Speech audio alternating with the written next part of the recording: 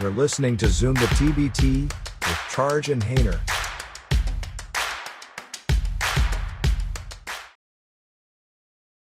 Hey guys, Charge Hayner at Zoom the TBT, and we are starting season 3, episode 1. The other one was a bonus. Charge, how are you feeling tonight? I'm feeling great. First official episode of season 3. So hopefully everyone tuned into the unofficial kickoff to season 3 of Zoom the TBT. But obviously a lot of breaking news yesterday, a lot of buzz from the TBT world. So excited to jump on and get this thing officially kicked off. Yeah, season 3, episode 1, and we're actually calling this one, it's late early. There's a saying, it gets late rather early sometimes. And it's kind of interesting because Charge, already they've announced half the field. We'll get into what that means, but my takeaway is that means those 32 teams have a massive leg up in early recruiting. Would that be an accurate thing, you think? No, absolutely. We see this every year where players at the last minute will migrate from team A to team B because they're not sure if their team's going to get in or their team doesn't get in and they're scrambling and then teams are overfilled. And so, yeah, it's a major advantage. If you're in right now, you've definitely recruiting wise going to be able to get who you want versus a bubble team. Absolutely. Yeah, we saw our boys over at Utah Valor, which we'll get to in a minute. We're talking about how this gives a real leg up and they almost feel kind of put off. So it does put the bubble teams in a tougher situation than usual. So they have to really be aggressive about how they recruit. And we'll get into what the numbers mean, because even though it's only 32 teams, there's fewer spots that actually available to start to crunch the numbers, which, as you know, Charge and I will crunch those numbers. But before we get into it, we got a few guests tonight. Let's set the table a little bit. So first of all, the regions real quick. And again, we have that TBD region. Obviously, we got the defending champs in Syracuse, the best Virginia Herd that West Virginia, the Red Scare at Dayton, zip them up as I'm zipping up my official TBT jacket. In Cincinnati, we got the Blue Crew in Omaha, the Shocks in Wichita, and the Enchantment in New Mexico. Charge, where do we really think, if we start to think about where we think that mystery region could be? We've talked about it before. Any new thinking? No, I have no idea. I think everybody's pushing for that outdoor venue in Rucker Park is, you know, the trendy pick, and the folks we're talking to, that it's a reality that this very well could be the venue.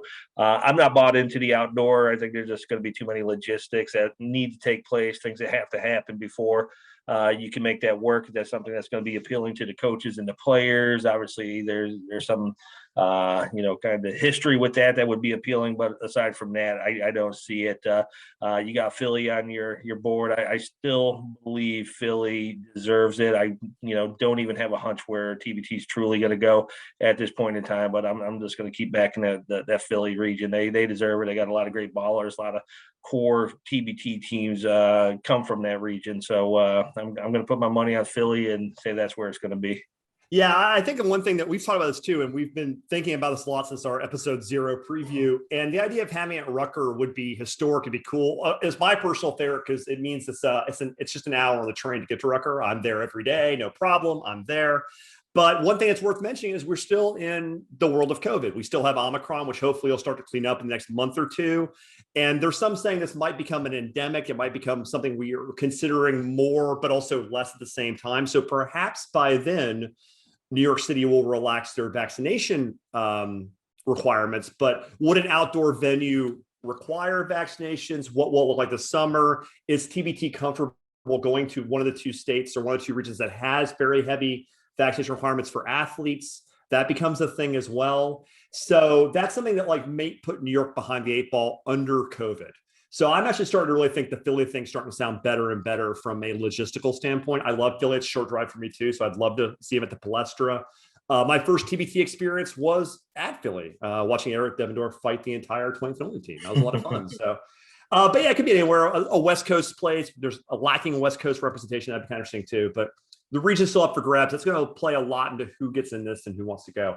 So they made a really interesting thing. I think TBT has been leaning toward this. And Charge, do you want to explain really? Well, first of all, before we get to this, we have the hosts, obviously. And these are the 8 teams that we knew were in before yesterday. 8 hosts in 7 cities. They're splitting the hosting duties in West Virginia. Now, Charge, this slide, we heard about this as a potential last year. Do you want to explain what happened on Twitter yesterday? I think you would like to get into this a little bit. Yeah, no, I'm really excited about it. For the first time ever, TBT, came out and revealed the 32 automatic bids. So this was teased at the tail end of TBT 2021, and there's some buzz, and we referenced that in our first show. So if you caught that, you had some inside news before you got to the Twitter event yesterday. So pretty cool Twitter initiative yesterday. Got people buzzing and excited about the TBT once again. But what I love about it is it really, takes some of the unnecessary drama out of the application period. These are locks. These are people who, come into the TBT. They're reliable, which is a pillar of the TBT. It's not always about the best team. It's about, the reliability. People are going to show up, put a good product, and absolutely show up. So, the caveat here was you had to win a game the prior year. And in the history, it was typically if you got to the final 8, you were guaranteed to be back the next year. Now it's but that was a soft. That was never official. It was a soft thing.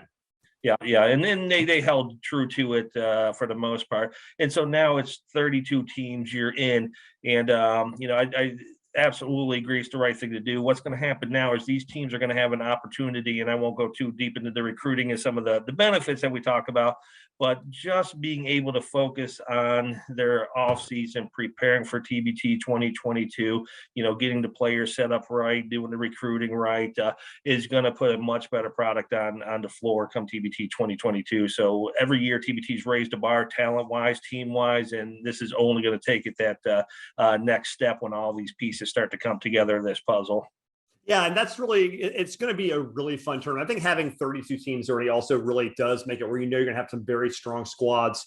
What's also interesting to know, and again, these are projected brackets on what we know now. So they're not going to probably, like most bracketologies early on, that's what we're known for. They're going to shift as data gets known, as teams add players, as different teams enter the fray. Right now, we know of very few new teams. We'll talk about a couple of them in a minute, but generally, the teams, these 32 are known quantities, and you see the relative weighting of how we've put them in. And you can see, for example, the relative strength of a region like New Mexico or a region like Dayton with proven quantities, where you also see some teams like the Omaha region has some teams that are known, but how good is the Blue Crew? How good is Always a Braves? There might be some regions that will be softer or more difficult based on that guarantee. And you can see, for example, how we've weighed them on this page. So you see that some regions have more teams that are known to be in and more teams that are out.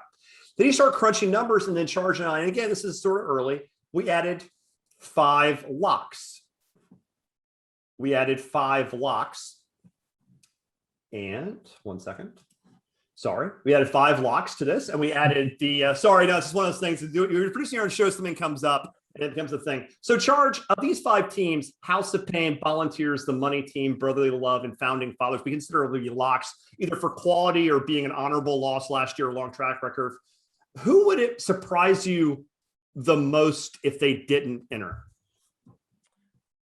They're all going to enter. I would be blown away if any of these teams did not. I think Volunteers, had a little roster trouble a couple of years back. So, I mean, if anything went wrong, I think it would be on the Volunteers side. And their guys have a lot of summer commitments, things of that nature. But I don't see any of these teams not getting in. Obviously, TMT was the weird one because obviously they were offered one of the 32 automatic bids from winning a game last year. Had a great run last year, to be exact. And for them not to have replied, I'm sure, is it drama? Is it kind of scripted that way? Maybe, maybe not. But obviously, TMT is going to be there. They've been in there for a while now. They love participating in the TBT. But I would be blown away if any of these teams did not show up and participate in TBT 2022.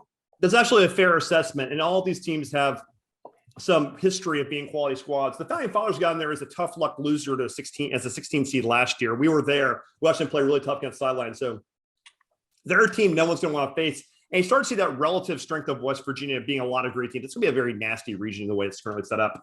Now, that's 37 accounted for that we're pretty sure or locked, either already in or locks. We added 15 likely teams. And these teams vary from likely as in like they're almost locked. That's we're talking about teams like the Fort Worth Funk or like primetime players who've always gotten in and they've always been present to teams that are really kind of sweating.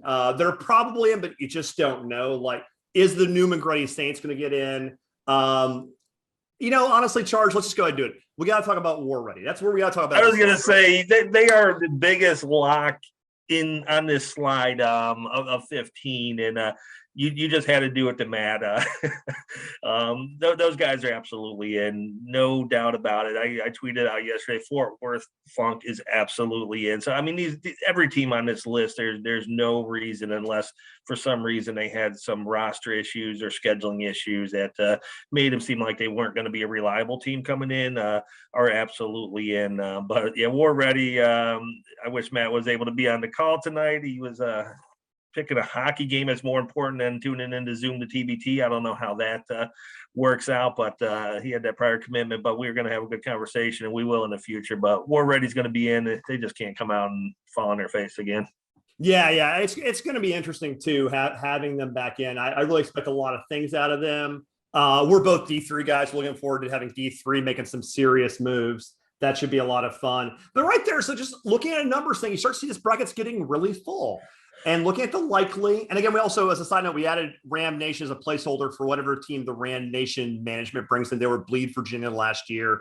There's some talk of a special team they may enter. So they're like, that Ram Nation could be something else, could be Bleed Virginia, could be a very fun concept team we've heard about. We won't spoil anybody's fun here.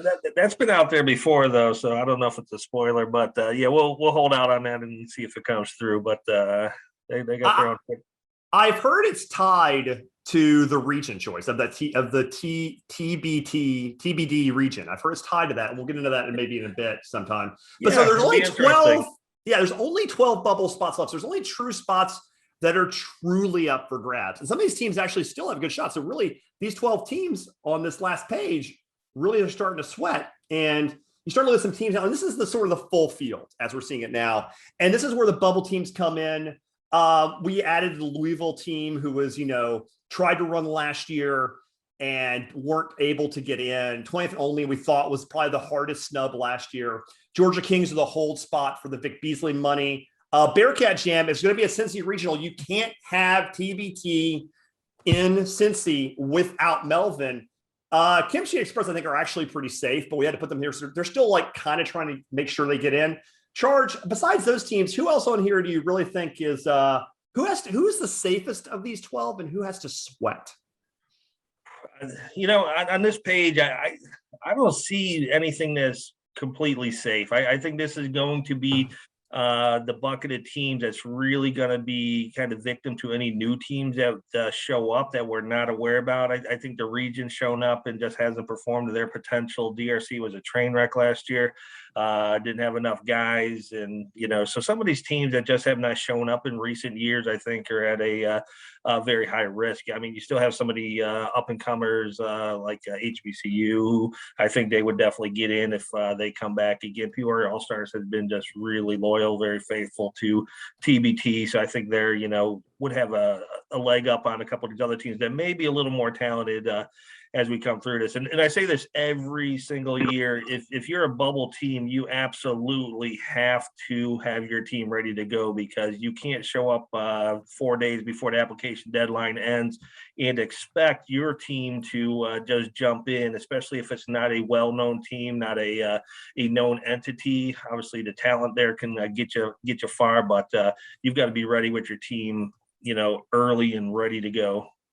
And that bubble life is really difficult too, because in all honesty, what ends up happening is you've really, really got to fight for it. And sometimes it's tough because you're like the last team in, like you're literally fighting for your lives. Like there's a vote or there's some stress or, it's really hard. You got to get in, you got to beg your way, you got to fight and claw and be that last team in. And wouldn't it be cool if you were the last team in one year and you were safely in the next year? Wouldn't that be cool, Garrett? That would be very cool. Sometimes you have to make a video to get in, but no, this has been great. I mean, for me, it's definitely a stress reliever to just know we're in, because it's really tough to recruit players or get sponsorships when you can't really tell them for sure if you're even in the tournament. So this is awesome. I think this is good to reward teams that win, and I'm very happy about it, obviously, because I've had about 3 years of just either not being out and then in, then the COVID, the bubble year, we were a standby team, and we would have been in, but then we had 3 guys test positive for COVID and ended up having to bow out. And then last year was the year we did the 4 teams were chosen for the last spot, to fight for the last spot. We had to send in a video saying why we should get in, and then fans like Charge got to vote, and we were able to get in, and Charge got a couple pairs of shoes from Puma, I believe. I still can't believe I went to spam filter. I should have got some shoes off this too. I feel so stupid, but it is what it is. Yeah, it's wild. Yeah, I mean, the crazy thing is, and I think it's kind of a lesson for all the TBT teams is going all the way back to Ants alumni to the Fort Wayne champs. I mean, this is a highly successful franchise that has done really well in the TBT, and so it just kind of shows you how hard it is to get in there and stick, and the willingness to be flexible has helped Garrett and Fort Wayne out quite a bit. But I do missed the chance to win those shoes again this year, so I guess we'll have to see who TBT puts in front of us this year. But when the other one you were a replacement for Team Rondo, and so I can't remember how many days you got to prepare. What did you find out on that Team Rondo deal that you were back in the tournament, had to get your team back together? I think it was fairly quickly. I think we found out maybe 2 days after they released the final list of teams that were in. So it wasn't I had a pretty good roster put together already, because assuming we'd get in that year. So it wasn't that big of a deal. It was more just I told the guys we're not in, and then 2 days later I'm like, oh, by the way, we're in now. So let's go with it. So but yeah, it's always been a roller coaster of emotions. So this year I'm not even sure what to do with myself. I guess I can recruit and get sponsors, and those big time sponsorships becoming more and more important in the TBT world these days. Yeah. It really is. So, hey, real quick, speaking of that, though, so talking about these rosters, you're in. You're in. A team with the Fort Wayne Champs logo, a former Final Four participant, always a tough out, is in. Known quantity in. How many of these guys we're showing on this slide do you think are coming back, and how close is your roster now? Now you're in. How far along is your roster you're recruiting? I think right now I probably have, I would say 4 or 5 guys, pretty firmly committed. I think I would say maybe 2/3 of this group. Some guys won't be available. And I'm just going to go through, every year you gotta make changes. Guys are busy, or they age out, or you just find other options. And for me, I'm a part of an agency, so I like to use guys that are clients. So I'm probably give those guys priorities if they want to play over someone that's not a client. But no, I think we'll have a good core group that people will recognize from last year, from that. So I think we have a good base, and now, but it's just nice early now to be able to start reaching out the guys, the mercenary guys that you want, that you can say for sure we're in. And my strategy is always, I look at the guys that we have, and then look who are their friends in basketball that are play at a high level, and that's how you get guys in. Because that's what's great about TBT for a lot of these guys, for the alumni teams, and for anybody, you get to play with guys at a high level that you would have never got to play with again. Maybe you played with in college, maybe you just play in rec ball in the summers in your home city. And so to tap into that kind of network is where I try to, find these high level guys. Yeah, I love how you say aged out. That's a very nice way of saying you're getting a little too old for the TBT. It feels like me some days, but that's a nice way of putting that. That's one of the tough parts of being a GM, is that you do have to make those decisions, that you can't just roll with the same team you had since day one. It's just it would be pointless. So it's always a tough call, but guys for the most part understand and have a fun couple runs in it. So it's always changing. I mean, but yeah, I think our team the core will be very similar, and you'll see some new faces for sure, though. Yeah, no, and yeah, teasing about the age as an old guy. So, and then we've seen that with Eberlein and Team 23, how to evolve with some of their, core players that they played with a lot of years, and kind of went a little bit younger and quicker. And so, I totally get it. So just as an old guy, love the way you phrase that. Yeah, the euphemism. I mean, aging out, there's always rooms on the coaching staff, right, Garrett? Always start to make that transition. That's actually. Well, they don't bump Steve. Yeah, well, Steve's probably might be busy this year, because he's our head coach, Steve Gansey, from this past year. He's coaching the College Park in the NBA G League, which is the Atlanta Hawks G League team. Okay. So I very much doubt he'll be available, because usually those guys are preparing for Summer summer league. coaching. That Summer. makes sense. That makes sense. So Also, it's going to be interesting this year. Yeah, go ahead. I was gonna say I haven't really talked to Steve about it, but I assume he won't be available, is what I'm assuming right now. That makes sense. That makes sense. So anyway, yeah, obviously you see the track record of success. Came out hot as a national semifinal in 2015. Always been a tough out. Always won a game. Always been a tough out. So we put you in Dayton. First of all, I know you're going somewhere in that area. Was that correct? Is it Cincy or Dayton you're looking at? Well, we don't really know yet. I mean, my first choice would probably be Dayton. But I'd be okay with Dayton or Cincinnati just from a logistics standpoint. And then I actually enjoyed West Virginia last year. It's about a 5-hour drive or so from Fort Wayne, and just the venue. Don't go there. No, I met you. I remember talking to you guys. We're in Charge's hotel suite there for the video section, with the team. But from a GM standpoint, from a logistics, it was just nice to have the hotel. Like I didn't have to worry about transporting the players back and forth.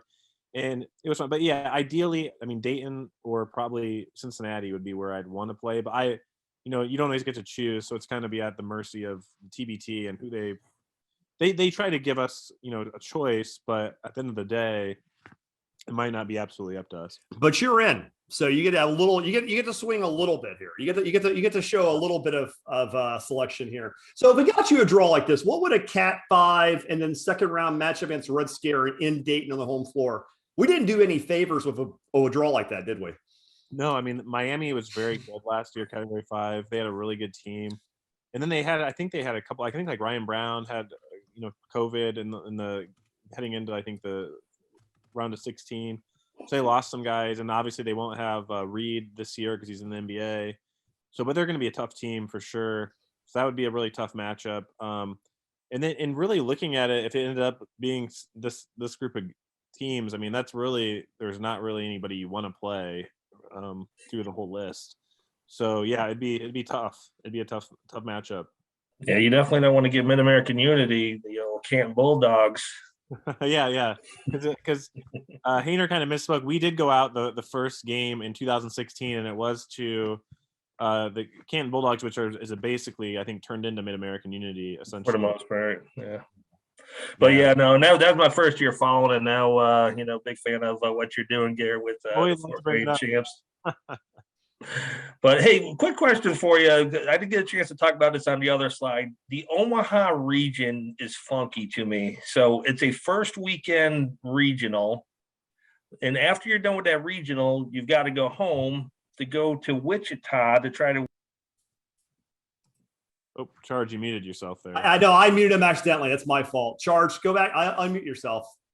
I actually muted you, Charge. I screwed up. Yeah, and so the Omaha regional, first weekend regional. So you win there, you got to go home, then you got to fly back to Wichita for the quarterfinals, then make your way to Dayton. Is there any good reason any GM would want to go to Omaha? I wouldn't. The biggest thing to me is looking at the dates is I would want to be after Summer League is over. So because you lose guys to Summer League. I mean, if you have a good enough team, you're gonna have guys in Summer League probably. So that's why I believe Dayton is after Summer League, and I don't have all the dates memorized, but I know for sure Dayton is. You got Wichita, Syracuse, West Virginia, and Dayton as the second week regionals. That would be, to me, from a strategy standpoint, for keeping your roster whole, that'd be the regions I would shoot for. But yeah, that's what you described as tough. So I mean, it's odd to me. I'm just curious from a GM perspective if you've even looked at it close. Like I said, I know geography only makes sense for you to kind of be in the Dayton world, but I just didn't like the vibe of that Omaha, and I think that's going to be the region where people who are in the bubble or people looking to maybe get bumped up a couple seeds are going to be asked to go to Omaha to sacrifice for the greater good of TBT. Yeah, and I'm sure a lot of it has to do with how good the deals they made with the venues and the universities and what their availability was and all that. So some of it is just part of the business, I think. But yeah, I mean, to me, if you're a GM, you should be hoping to play after Summer League. I mean, that just makes sense. So those four regions that you mentioned that we're after is what we'd I for us, definitely Dayton. I would probably, I guess, do West Virginia second if it's that same weekend, and then Cincinnati is not much farther from Fort Wayne than Dayton for us, so that would be fine too. There's no room at the end of West Virginia. I'd stay the hell away from it. That's going to be a complete nightmare of a region. That's already packed to the gills. But hey, you know what the key thing is, and we'll leave you on this, Garrett. It doesn't really matter where you go because you, my friend, are in. The Fort Wayne Chants will be playing TB22. We can't wait to see how well you do. Garrett, thanks for joining us tonight, man. Yeah, thank you very much for having me on. I appreciate it. Hey, Garrett, have a good one. Appreciate you. Yeah. Okay, that was cool. So getting Garrett on was very, very, very cool. They've had a wild ride throughout this TBT adventure. But yeah, that Omaha thing was just crazy. I just blows my mind when I really sat and started talking about it with someone yesterday. Yeah, no, it's pretty crazy. I mean, it's nice to have them in. Having them get in is always very, very cool because they do a lot for the tournament. I can't believe he's saying he wants to actually make it to possibly going to West Virginia. So that's going to be an absolute disaster of a region. Yeah, too early to tell. There's Jake. Well, yeah. So, okay, real quick, we do have one other guest. We're going from a different range. We already talked a little bit about the idea of the teams that are fighting to get in, and Garrett and the Fort Wayne Champs were the last team in last year. And we're talking about that extreme. Let's go to the other end of the bracket, your number one seed. So obviously, we're talking about Eberlein Drive. And we have Jake Hirschmann and Matt Mitchell, the co-GMs. Gentlemen, thanks for coming on tonight. For sure. Glad to be here. Very, very cool. And it's almost like I'm looking at Matt's video right now, and like because he has a plant behind him, it looks like he has a mohawk. He doesn't, but and I think he's also not quite got his mic working yet. So we can just make fun of him while we wait. But Jake, since your mic is working while we wait for Matt to figure out his idea, how much of I guess to release the wrong word because you guys are going to be in regardless, probably with your long track record. But how much does this help your early recruiting? I mean, it helps a lot. I mean, even in previous years when we've made deep runs, there's always this like small chance you think maybe everything will fall apart and you won't be able to get in. So, knowing very early, in January that we've got a locked in seed is definitely going to help. And especially like you said, in recruiting, bringing in new players from teams who, aren't going to know if they're getting in until June. That's a huge advantage for us and obviously the other 30 teams that got the auto bids already. Yeah, and what's interesting is, being able to recruit early last year. Obviously, that KBC team, wasn't able to get in, and you guys were able to take advantage of that and really get a good roster moving for you. But at the same time, that probably caused some issues with now I got too many players. How do I, walk back on a couple other guys that were probably getting ready to commit to you, and so I had the challenges the other way too. Obviously, had enough guys, but that roster had to be tough choices at the end as well. Yeah, I mean, there's always tough decisions, but I mean, what you learn doing this is when it comes around to the time of the roster deadlines and choosing your final roster, even though you might think you have these 20 or 25 guys that you should be choosing from, lots of times there is only 10 or 11 who really can commit because be it summer league or weddings or people having babies, there's a million different things and reasons guys can't play. So I mean, usually, you see the teams that win this thing, it comes down to, they've got a roster of 9 or 10 guys, and usually that's really all you can rely on is a roster like that. So you're always making cuts, and it's always difficult. But, at the end of the day, I think us and most teams, that they find a good, solid group of guys they can rely on and year in and year out, and that's super helpful. Definitely. Matt, are you live? Are you live, Matt? Can we hear you? I am. Sorry about that. There he is. There we go. Difficulties myself. I apologize. I know, you got that fancy background TBT sign. You invested all the money in the graphics in the background, and the audio got a little shaky there. That's right. Yeah. So anyway, talking about this, Matt, we're talking a little bit about roster recruiting with Jake, but we were talking a little bit about the regions, and we have a pretty good idea of where you guys are applying. So it looks like you guys are probably applying to New Mexico, correct? Yeah, I think all signs early are pointing us there. One thing we've learned in TBT over the years is there's always surprises and changes, and who knows, maybe 6 weeks before TBT we find out, or 2 months before TBT we find out 3 of our guys, those dates don't work, and we'd be trying to scramble to find another region. But at this point, that's one that stuck out to us. Lord willing, we'll have Coach Toppert back with us, and he has some strong ties to New Mexico. His whole family does, and so that'd be a fun one to go out and represent the Toppert family on behalf of Eberlein Drive. Yeah, the Topper family, interesting. I was kind of nerding out on some G League stats. So do you guys have Cody's brother on retainer? The guy's like the second best 3-point shooter in G League history. I can't remember his name. Is it Chad? Yeah, Chad. Yep. Yeah, you guys should have him on retainer if you ever short a guy. I bet he can still knock down some shots. Absolutely. I hear he has a flamethrower. So yeah. I mean, it's like 48.7% in career G League average or something crazy. So, have him ready to go. The cool thing I like about Eberlein is obviously people new to TBT think you guys are this kind of powerhouse #1 seed who's just been dominating this thing for a while, which you have been the last 4 years or so. But, we already talked about it with Jake. But, man, I think the first time you and I really started to talk and get to know each other a little bit was the year you got snubbed and had a fundraise to get back into the TBT. So this 32 win has to feel pretty good, and you know the pain of some of these other teams. Absolutely. Jake and I talked about it. I think even in the last year or two, when we felt we had a team that deserved to be in, and we had a resume that probably maybe earned a spot in, he still never failed. We'd be coming down to the weeks before the announcement and just hoping, crossing our fingers, we get our name called. And so to have that kind of formalized and that commitment at this stage in the game is a huge advantage, not only for recruiting purposes, but just logistics, sponsorship, those type of things. As the tournament gets bigger, more and more work goes into it. And so having some concrete, hard and fast facts in front of us to know that we're going, here's the dates, all that stuff really helps. So we're appreciative of that for sure. Speaking of sponsors, we could use a sponsor as a podcast. If you're listening, we are looking for a new sponsor this year, so feel free to hit me and charge. Yeah, we're definitely going to blow up into the hundreds this year. It's going to be great. I hope so. So Jake, this is a TBT centric podcast, but we're very honest about the reasons Charge I got this. Charge is from the G League side. He's a very big G League guy, and I'm a big college guy, and I'm a big University of Memphis fan. At the time of the taping, we are 22 minutes away from them tipping, playing ECU, and what is, by all accounts, a disappointing season so far, of which I'm losing what's left of my hair. Your head coach, obviously, is Penny Hardaway's lead assistant, Coach Toppert.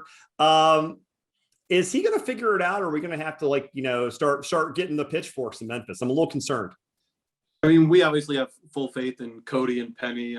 We obviously were lucky enough to go there pre-tournament last year, and Penny helped out with practices and meet Larry, and Cody obviously running the practices, and that was huge. So, I mean, we have full faith in them that they're going to turn it around. Obviously, Cody obviously has a ton going on with that season. So it's very helpful that we have this large staff where Matt and I can kind of focus on TBT, focus on the early recruiting, and then let Cody focus on what's important, Memphis basketball. And then, when the postseason is after the season's over, after March Madness, then Cody will focus more on, he can help us out a little bit. But luckily, we're not bothering Cody too much right now. We're letting him and Penny handle Memphis, and Matt and I are focusing on the TBT stuff. Now, I've talked with Matt briefly about this, and I'll ask you both this too, because Eberlein's not an alumni team, obviously. They have you have your own branding, which is very good. And a lot of teams have started to go to also blending, like having a slight blend. If you already have Memphis as one of the lead assistants, Jeremiah Martin is playing in Europe. DJ Steffens is playing in Europe. We have a couple seniors graduating this year. Chris Crawford, former Charge player. Would there be a realm in which Eberlein retains their identity as Eberlein Drive, but starts to take on sort of a Memphis alumni tint to get the best of both worlds? Is that something that's been discussed? I mean, I think that's something we'd be open to in a way. I mean, we're never going to say no to players. I mean, turning into a quote unquote Memphis alumni team, if the players wanted to play and we thought they fit, we definitely take them. I mean, last year we were more or less a Kentucky alumni team. Almost 90% of our roster was Kentucky, Western Kentucky, and Eastern Kentucky. So, I mean, that wasn't even intentional. It just kind of worked out that way. We got a few guys from KBC, and then we ended up getting a couple of Kentucky guys kind of outside of our connection with KBC, and it just kind of worked out that way. So, I mean, Matt and I very much are of the term never say never with TBT. We're always open to anything. So I'm sure Matt can speak more on that, but we're never one to turn any opportunity down. And I don't want to, by the way, real quick, a charge as a follow after this, but I don't want to in any way diminish or even try to say like Eberlein Drive is a true success story since they've got their branding and got a true identity. So I would never want you guys to go back on that. I'm just selfishly wish there was more of a Methvin's presence, but the reality is Eberlein Drive is a true TBT brand. So at most it would be a blender of flavor. It still would be Eberlein Drive. You guys have earned that right as a successful team. And I would hate to see that go. I was just asking for purely selfish reasons. So. Yeah, and before we got you gentlemen on, we had Garrett from Fort Wayne on as well, and not surprisingly, he said one of the biggest advantages of being in now is going to be that sponsorship piece with which you mentioned, Matt, and I think last year really highlighted the importance of having a little bit of a war chest for your team, and so. You guys got the advantage. You're 32, but can teams still be competitive in the TBT without having those sponsorships in that war chest? Yeah, I think so. I mean, the heart of TBT is it's open to anybody. And if you have enough organization and I think camaraderie and chemistry amongst your team, I think you can beat anybody in this tournament. And so I don't think that'll go away entirely, but certainly, and I've already felt it, we've seen it, in recruiting, when you're talking to players and it comes down to, we can cover your flights to your hotels, but that's about it, versus here's 20, 30 grand. We want you to come play for us. That's a pretty tough competition to go up against. And so I think in that way, like some of the top tier teams, if they continue to go down that road and have money like that to throw around, it certainly will take, raise the level of competition, I think. But from 1 to 64, I don't think that's something that should deter you from entering the field or entering the tournament. I think a lot of teams that put very little money behind it, but as long as they come together and play as a team, can be extremely competitive. I love looking at this slide too with you guys' history. I mean, it's a very rich TBT history. You guys have been in this since almost day one. Actually, since day one, it looks like. And the thing is, like, it reads like basically a time capsule of what this event has become. I mean, from the Stickmen to losing the Big Apple basketball to the Scooney Legends, whatever the heck that even means. Like, this is like a shout out to Pedro's Posse, one of our buddies from the community used to run that one, obviously. Like, this is a who's who of the history of the event. Is there an added weight being Eberlein as a team that went from nothing to a true national contenders event to continue this sort of narrative of the event getting bigger? Like, what's that mean for you guys to carry that weight of being one of the original teams? I mean, I think it's something. Matt, you go first. You can follow up. I was just going to say, I think it's something that we're proud of to be one of the few that have been in it every year. What comes with that, I think, is just experience and knowledge of how the tournament works, what the tournament's looking for, how to build the proper team and have a team that's going to be competitive to win it. As far as extra weight, I think, as you start to have some success and you have some wins in the tournament, you use that in your advantage to go out and recruit players to say, hey, there's 10 teams talking to you, playing with us is your best chance to win the money, right? And so you kind of put your money where your mouth is in that sense. So if you don't perform, you don't live up to it, I think that can hurt you negatively in that regard. But as far as just additional pressure, I don't think so. I think, again, it's been a pleasure and it's been fun to be one of the originals. And to kind of have those stories over the years to refer back to, or to have some discussions over dinner about remember that time when, and list off the experiences we've been able to experience so far. Yeah, no, it's been a wild ride. It's to your point, kind of crazy memories forever there. Talking about your roster for 2022, obviously went out in the round of 16, which a lot of teams would see as a big success. Obviously, you guys weren't happy with that performance, and definitely thought you had a Final Four team, if not champion. So, kind of building your roster for 2022. Are you going into it with a pretty open, clean slate, or do you already know that we got a good core of these guys coming back, and that's what we're going to build around? I think we sat there in the locker room after that loss, and while the sting was beginning to wear off, although I don't think it still has entirely, most of the guys, it was pretty unanimous that felt like, man, we really had something here. Jake and I talk about, we felt like that was probably one of the most cohesive and best groups of guys, 1 through 10, that just got along, really gelled quickly and well. Credit our coaching staff for a lot of that. But I think the overall takeaway from last year was most of the guys wanted to, in TBT's term, run it back. And so I think from Jake and I's perspective and our coaching staff's perspective, certainly We're going to probably retain much of the same core. I think there's a lot of value in that and chemistry that you began to build, and we can, jump right back in and pick up where we left off. But we did have a couple injuries and a couple things that came up like last minute last year that required some movement and some pieces changing. And so we might revisit a few spots, but our goal is always to put the best team out there. And if that means 12 new guys, or if that means bringing back 10 of the 10, I mean, we're going to do what we can to put ourselves in a position to have success in the tournament. Yeah, completely makes sense. And going to that, talking about success in the tournament, looking at this slide, obviously you guys always have a lot of success. You guys have made a deep run almost every year you've been in it in modern times. But we were looking at kind of what this draw looks like for you. And we basically gave you a Forces of Soul early matchup, which is a tough team to get. But I mean, it's a matchup that, like, because you're going to be a presumptive 1 or 2 or 3 seed, you're going to be a protected seed. The first round will probably, and I'm using the word probably here, be more of a tune-up. And the way the schedule works out, every region has those 4 games, a day of rest, and then 2 and 1. So does having a tune-up game and have the schedule be 1 day off allow you to maybe go a little more veteran? Like, how does the roster, how does it go? How does an 8-team region as opposed to a 6-team work for you guys from a scheduling standpoint, like with your roster composition? I honestly don't think it'll make a massive difference. I mean, the goal is always just to put the best team possible together. And I mean, the fact of the matter is, in TBT, there really are no tune-up games. I mean, even last year, we were going up against the NG Saints in the first round, and we felt very confident. And for the first half of the game, I mean, we were really struggling against them, honestly. And guys who hadn't really been playing pro ball, like Scoop Jardine, were really taking it to us, and we struggled. And I mean, you mentioned Forces of Soul, who I believe it was Boeheim's Army gave him a real scare in that first round. So, I mean, there really are no tune-up games. So, I mean, I think, if anything, the region's going from 16 to 8 kind of make your first round matchup potentially even tougher. So, I mean, I don't think that'll really affect our roster construction, but I mean, I just think we're going to have to take every game seriously because, I mean, there truly are no cupcakes. I mean, you look at this bubble here and all these teams, Hoopville Warrior, Louisiana United, just those 2 teams right there have made fairly deep runs into the tournament themselves. So there's no easy games.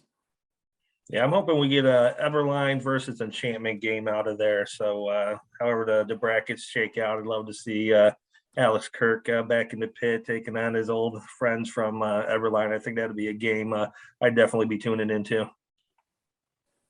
Yeah, I mean, we love Kirk. We talk to him every single year. He's obviously got a great career going in Japan. I mean, who knows if he'll play for the Enchantment? We'd love to see him. Like I said, it's looking like we'll be in New Mexico. We'll see. But, I think something Matt and I have talked about, and a real question of us is where ALS is going to land. I mean, we've seen that they are going to be back in. We saw Sean Marshall and Darren Collison put that video in. We play them seemingly every year. We didn't last year, but it'll be interesting to see if they end up in our region again. And then once again, the question with ALS is always, is Darren Collison going to play? He got that little stint with the Lakers this year. So we'll see. Maybe that'll get the juices flowing and maybe he'll come back for them. I'm shocked I didn't get a 10-day off the Nets. I figure with Kyrie only playing road games, they need my shooting off the bench. But maybe I don't have my number. I don't know what happened. Well, they were probably pretty close. After they see your dunk camp film, then you may have a shot towards the end of the season. All right. Well, guys, I really appreciate you guys coming on. We're really excited about Eberlein this year. Definitely a true contender. We really appreciate Jake and Matt coming on, and we can't wait to see what the year develops. And maybe I'll come out and cover you guys when you guys go to the Finch Center for your training camp this year. That'd be a lot of fun. Definitely. Thank you, guys. We're looking forward to following your guys' content. We'll be tuned in every single episode. So I appreciate you having us on, and we're looking forward to getting things rolling here for 2022. Wonderful, wonderful. Matt Mitchell, great. Jake Hirschmann, Eberlein Drive, co-GMs, true OGs of the tournament. So, Charles, let's close this up a bit. Lot going on here. Lot to happen. We got our 64 teams projected. There's 32 in. How do you feel about this? Like, where are you at right now? I'm excited for it. I think it's going to be a little bit different this year with automatic bids. Folks who follow the TBT very, very closely, we look for those teams that are breaking news, that are coming out of the woodwork. Right now we got like Seton Hall, who's been kind of buzzing on the Twitter recently, saying they're going to get a team in. And so, there's going to be a lot less of that. And that is something I really enjoyed about TBT, is looking for that team that just kind of pops in and makes a run for it, makes a case, and gets into the TBT. This year it's going to be more the steadies. We kind of covered, we think that field is maybe 12 teams at best right now that people are going to vie for. But I think it's just such a good move for the TBT to lock these 32 teams in. You heard it from Matt, you heard it from Garrett, that it's going to be a big advantage to recruiting, big advantage to sponsorships. And that's only going to make their product better, and it's going to make the TBT product better. So can't wait. So this offseason should be interesting. Feel a little bit different, but nonetheless, just as excited about TBT 2022. We're up to 22. 2022. And honestly, Charge, this is a great way to close it. We're still getting our working muscles. My voice is starting to fail because this is episode 1 of season 3. So I think it's a great place to close it. This has been Charge Abrams at Zoom the TBT with our It Gets Late Early episode, talking about how the brackets are already starting to form. Charge, see you soon. Take care. Appreciate it, everyone. Ben Zoom the TBT, signing off.